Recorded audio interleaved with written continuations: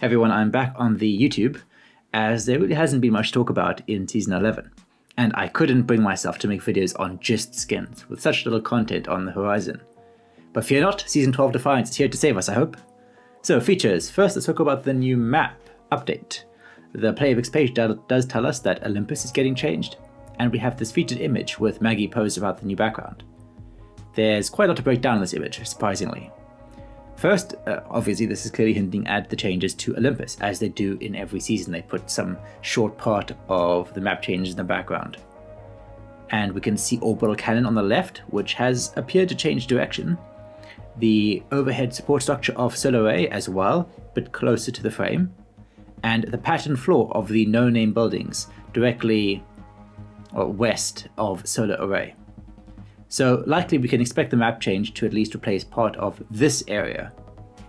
Additionally, Solar Complex doesn't appear to be in the right place entirely, but there's not really any other place this could be that they are showing here. So maybe there are other map changes as well, as we know Olympus can shift around.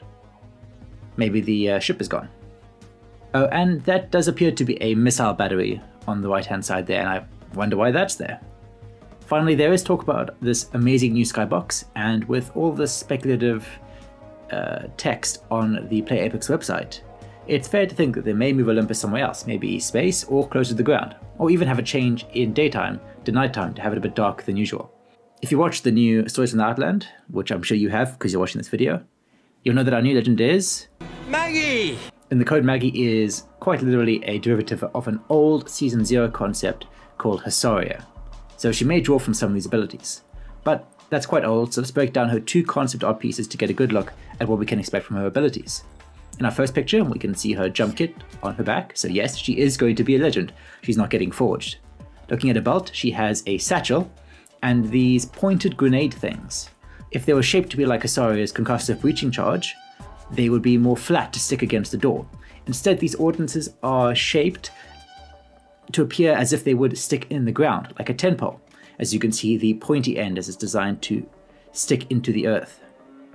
Presumably they would then detonate and cause area ground damage or denial, as we know Salvo does like its explosives and fire. And that would most likely be the tactical, as she has multiple of them on her belt, and for another reason, that the ultimate is always featured in the main splash art for the legend, which we can see here.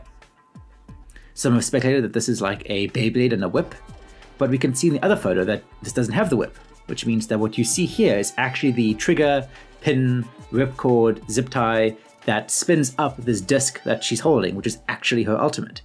And since it's a disc, like almost like a frisbee, it's probably going to get thrown in a direction, with this blue highlight suggesting some sort of electric arc star stun effect.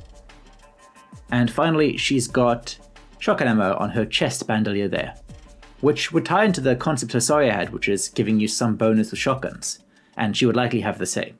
And finally, Isu said that she would also have some form of threat vision, or as people might like to call it, wall hacks, which could honestly form any part of her three abilities, we're unsure for now. And finally, last but not least, Control. Control is finally here, after me making 2 videos on it and spending hours piecing together the game for map data. It will run for 3 weeks as an LTM, which I think they're doing it because we didn't really have any LTMs for the past 3 seasons. So this will make up for the lack of those, and then it'll probably be made permanent down the line, depending on how player feedback looks.